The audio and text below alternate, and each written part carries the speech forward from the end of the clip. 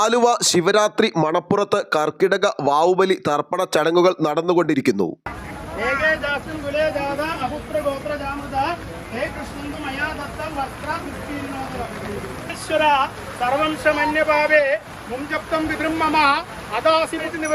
പിണ്ടത്തിന്റെ മുകളിൽ വെച്ച് 3 പ്രാവശ്യം പിണ്ണം സംസ്കരിക്കണം.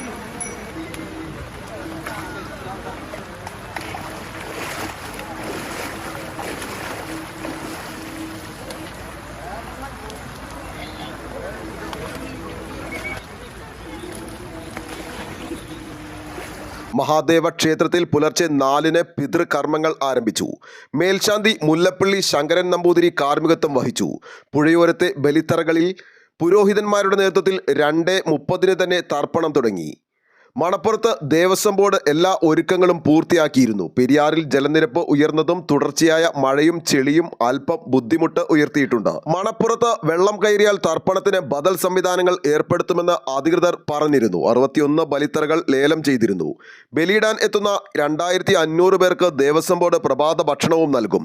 KSRTC സ്പെഷ്യൽ സർവീസ് നടത്തുന്നുണ്ട്. കൊച്ചി മെട്രോയും കൂടുതൽ ട്രെയിനുകൾ ഓടിക്കുന്നുണ്ട്. ആലുവ നഗരത്തിൽ ഉച്ചവരെ ഗതാഗത നിയന്ത്രണമുണ്ടാകും. ശ്രീനാരായണഗുരു സ്ഥാപിച്ച അദ്വൈതാശ്രമത്തിൽ പുലർച്ചെ 4-ന് ബലിതർപ്പണം തുടങ്ങി.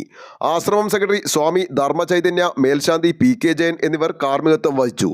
പെരുമ്പാവൂർ ചേലമറ്റം ശ്രീകൃഷ്ണക്ഷേത്രത്തിൽ ബലിതർപ്പണം പുലർച്ചെ ആരംഭിച്ചു. ഉച്ചവരെ ബലിയിടാൻ സൗകര്യമുണ്ടാകും.